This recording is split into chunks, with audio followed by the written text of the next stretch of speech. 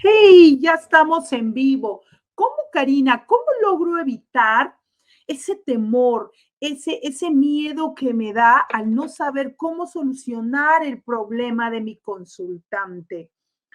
No sé si te ha pasado, ponme por aquí, pero muchas veces cuando entramos al proceso terapéutico y trabajamos dentro del oficio de facilitar a otros el camino a su bienestar emocional, podemos tener ese miedo, ese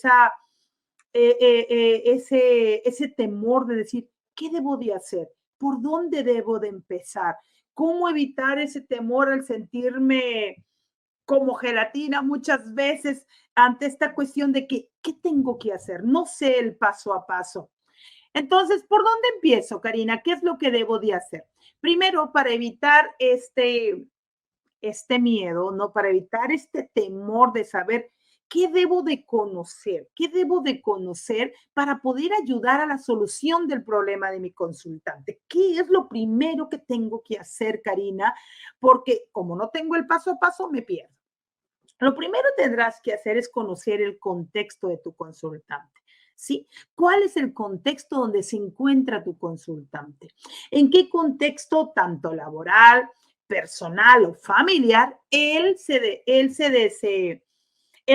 relaciona? ¿Por qué debo conocer el contexto, Karina, como primera parte?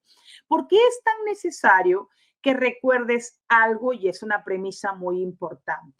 El contexto social limita las oportunidades del individuo. Entonces, yo necesito conocer en qué contexto mi consultante se relaciona, si es un contexto que le favorezca, que le pueda ayudar, ayuda al proceso de la solución, o literalmente tendremos que crear o co-crear escenarios donde le puedan ayudar a, a que le sume al consultante a la resolución de su problema. ¿Sí? Entonces, tengo que ver nunca a mi consultante fuera de su contexto. Siempre tengo que ver a mi cliente dentro de su contexto, ¿sí? Y en su contexto, ¿qué implica conocer? Bueno, con quién se relaciona, en qué trabaja, va a la iglesia, sus hijos a qué escuela en qué escuela van, cuánto tiempo él tiene trabajando en ese lugar. Entonces, el primero te he dicho que tienes que conocer el contexto de tu cliente. El contexto de tu cliente significa conocer en qué trabaja, desde hace cuánto trabaja ahí, en qué trabaja la esposa, en qué escuela estudian los hijos, si van a la iglesia y en un momento dado ellos te lo tocan, ¿sí? Necesito conocer cuál es, obviamente, el contexto en el cual se encuentra mi consultante. Y si es, por ejemplo, doctora, pero es un adolescente, todavía, aún así, adolescente, niño, familia o pareja, yo tengo que conocer cuál es el contexto, teniendo en cuenta la premisa que te acabo de decir, que el contexto social limita las oportunidades del individuo. ¿Por qué necesito conocer el entorno o el contexto de la persona? Porque necesito saber, obviamente, en el entorno de esa persona, ¿sí? ¿Qué, ¿Qué es lo que rodea a la persona o a la familia? Trabajo, amigos, iglesia. ¿Por qué? Porque quiero saber con qué frecuencia hace ciertas cosas que le pueden ayudar o favorecer al proceso del cambio del consultante. O qué cosas deben de recapacitar para que ya no las sigan haciendo porque están generando una conducta inadecuada, que quiere decir que no nos ayuda, que no suma a favor de la solución que él viene a buscar con nosotros, recordando que nosotros tenemos que tener una actitud solucionista. ¿Cómo le logro ayudar a mi consultante, sí? A través de lo que él trae, lo que él me presenta en mesa, para que yo pueda en un momento dado activar los recursos porque ese es mi trabajo. Número dos, ¿qué debo de conocer? Su ecología. ¿Qué es la ecología, Karina? ¿Qué te refieres? Valores, costumbres, ¿sí? Creencias, porque cada uno de nosotros somos distintos. cada uno de nosotros tenemos unas creencias distintas, tenemos unos valores distintos.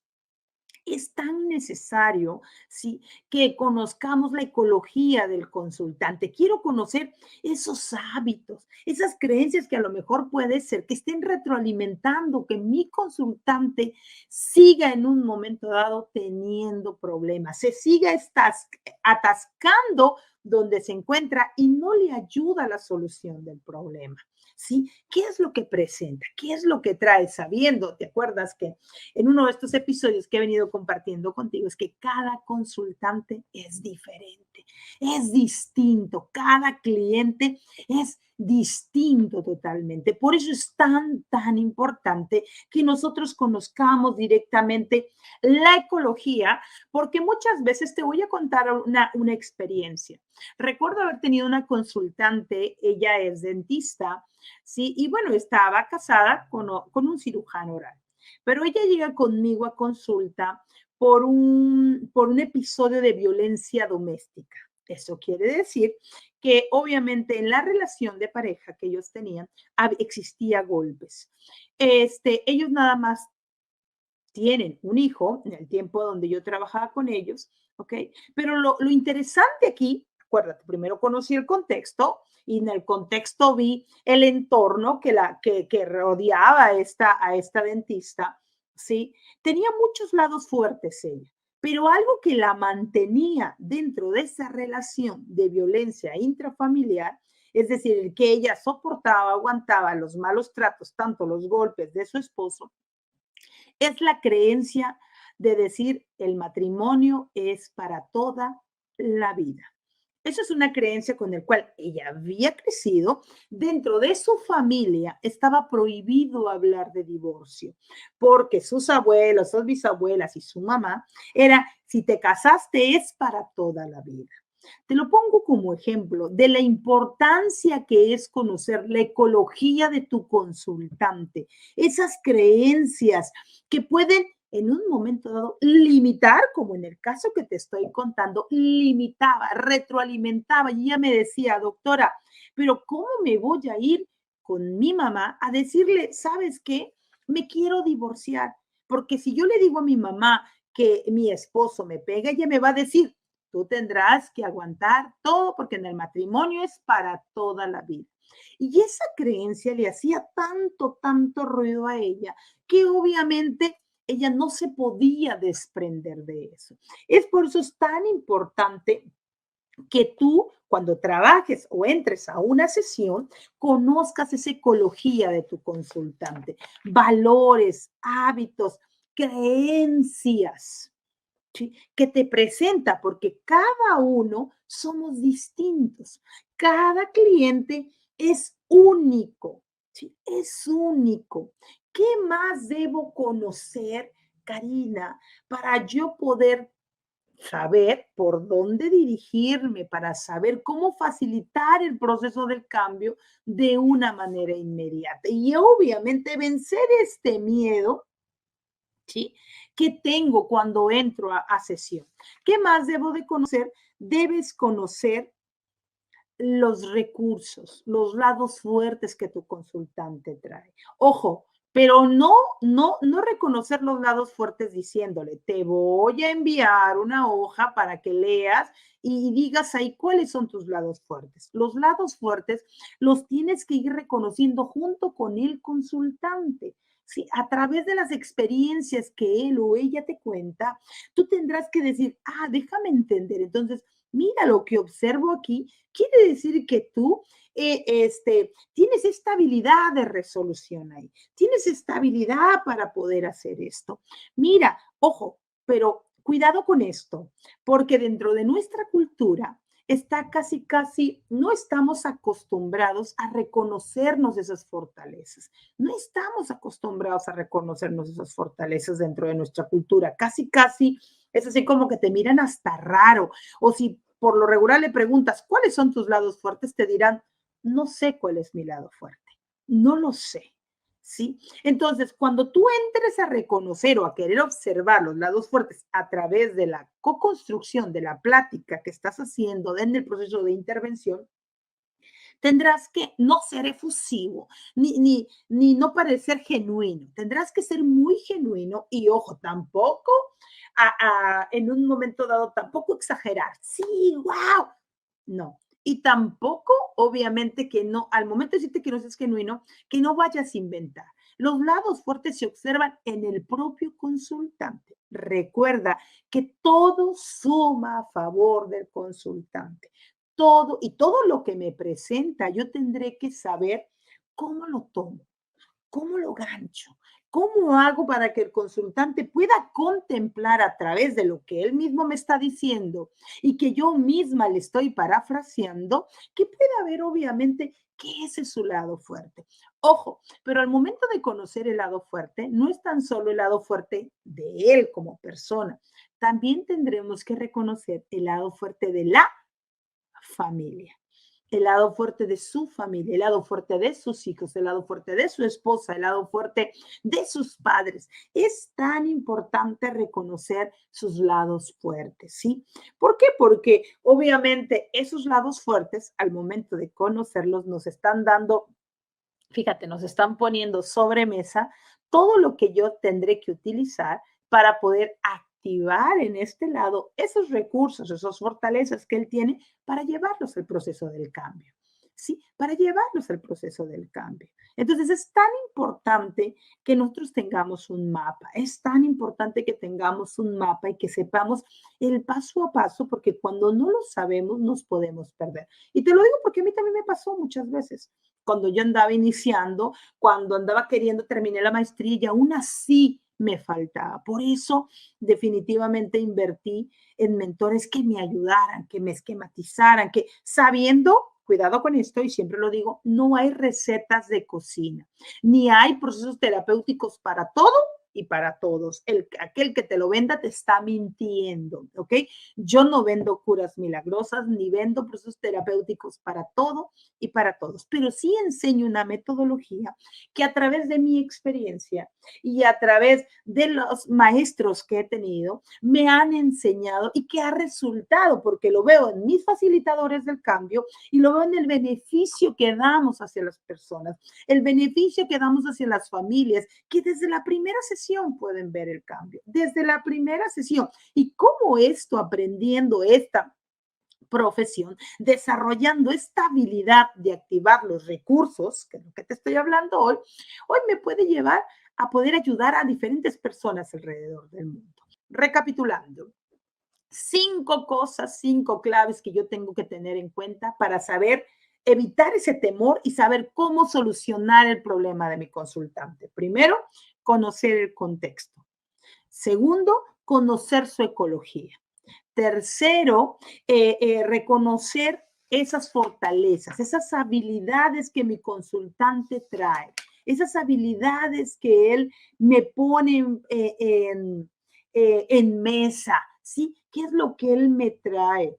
Y obviamente hay que tener en cuenta esto, el cuarto paso que tendremos que tener en cuenta, que el proceso terapéutico, ¿sí? Se va hilvanando, se va construyendo. Y aquí hay que trabajar con un paso a paso porque hay que desarrollar el arte de ser sagaz.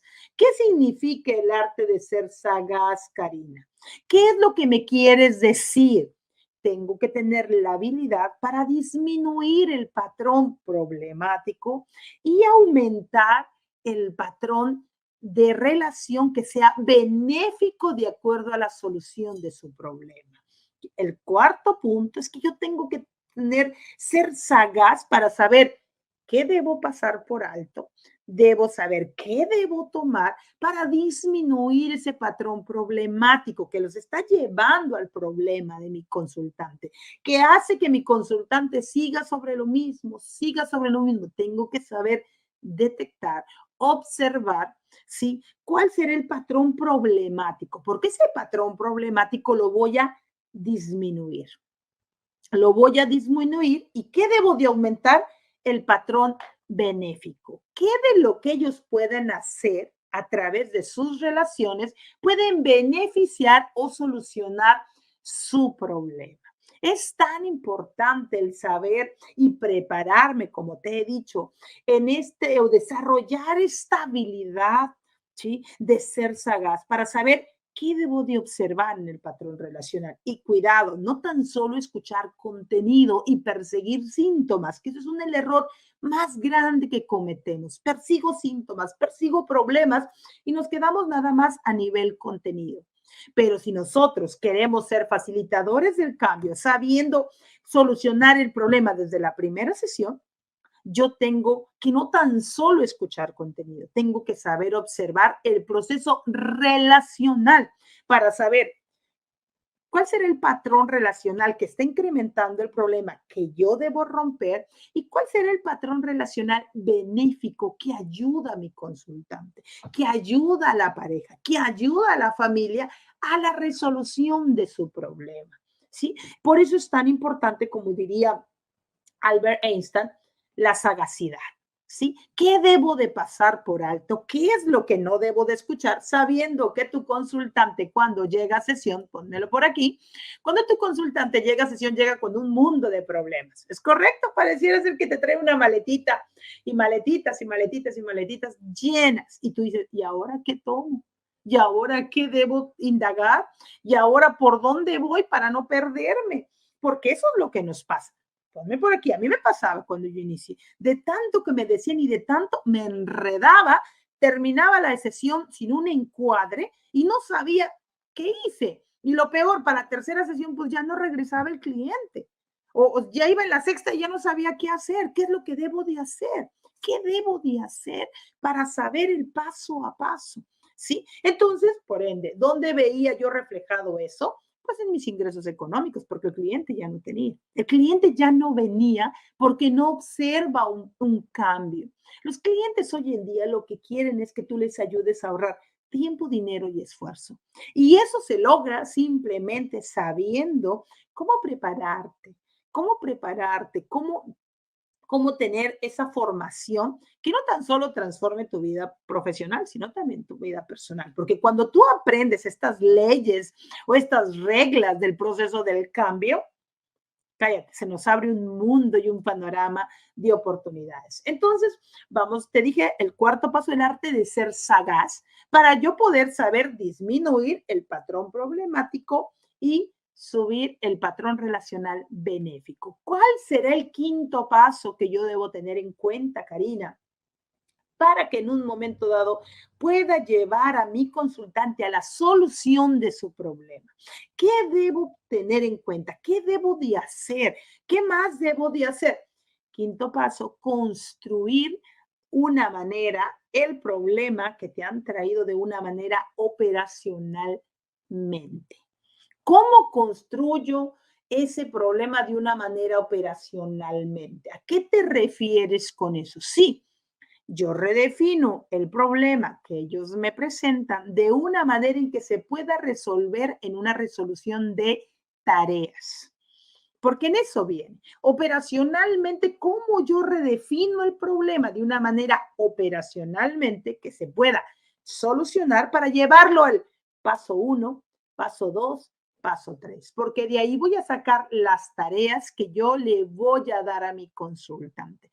¿Cómo, Karina? Las tareas no es que yo me las invento, las leo de un libro que me dicen 200 tareas para el proceso terapéutico. No, las tareas se sacan del propio consultante. A través que yo redefino el problema de una manera operacionalmente, es decir, que se puede resolver haciendo paso 1, paso 2, paso 3 y lo más esquemático posible que se pueda medir, verificar y observar. Medir, verificar y observar. Porque si no se observa, no se mide y no se puede verificar, no hicimos nada en el proceso terapéutico. Nada, nada. Y eso, recuerdo que cuando lo leí del gran maestro Charles Fishman, wow, me voló la cabeza. O sea, ¿cómo? Si yo cuando trabajo y le mando la tarea, no, el cambio no se puede medir, observar y verificar, no sirvió de nada el proceso de intervención. O sea, dices, wow. Por eso es que el quinto paso que te estoy diciendo es cómo yo aprendo a redefinir el problema de mi consultante de una manera operacionalmente. Es decir, ya hacia la solución. Pero para eso, cuando yo me refiero operacionalmente, me refiero a pasos, a un proceso. Paso 1, paso 2, paso 3. ¿Qué debe de hacer? Y de ahí viene, obviamente, cuando te hablo de redefinición, te estoy hablando ya del reencuadre del problema para llevarlo a esa tarea 1, tarea 2, tarea 3. ¿De dónde salen las tareas, Karina? Las tareas salen de lo propio que hemos ido construyendo con el consultante dentro de la sesión, hora 15 minutos que debe durar mi sesión.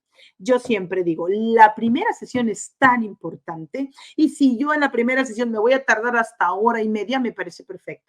Yo lo hago porque requiero que la primera sesión, si yo hago una muy buena primera sesión, el proceso terapéutico está comprobado que el cliente viene por más. Entonces, recapitulando lo que hemos visto, 5 claves para evitar el temor de no saber cómo solucionar el problema de mi consultante.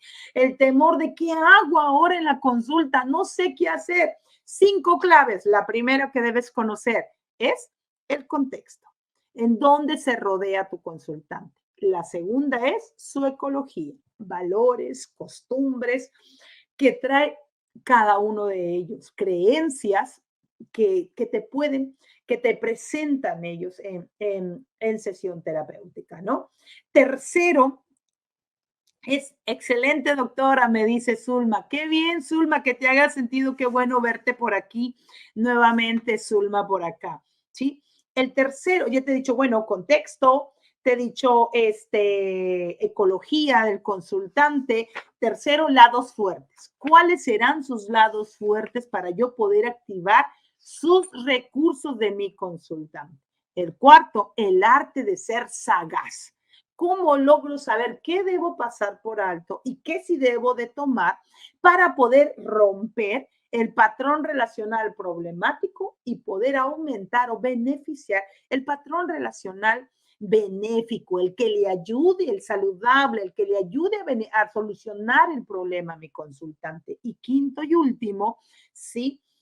¿Cómo redefino el problema de tal manera, cómo lo reencuadro de tal manera que sea operacionalmente? Y cuando me refiero a operacionalmente, me refiero al paso a paso, las tareas, llevarle al paso a paso, paso 1, paso 2, paso 3, que él debe de hacer, que de él mismo se tiene que construir para poder obviamente solucionar su problema y le haga sentido, porque si a él no le hace sentido, difícilmente el proceso del cambio se va a dar. Yo no vengo a sesión ni te vengo a pagar para que me digas tú cómo deba de vivir mi vida. Eso es lo peor. Y peor que todavía se sigue haciendo, ¿no? Te pago y me cobran a $50 por la consulta o me tienen 6 años en consulta, como te acababa de contar de mi último consultante, 6 años con la psicóloga y no había podido resolver el problema. O sea, yo no estoy para eso. Entonces, para eso hay un proceso interno que es el que te estoy brindando. Bueno, chicos, espero que les haya hecho sentido. Yo feliz de poderte recibir, feliz de poderte compartir.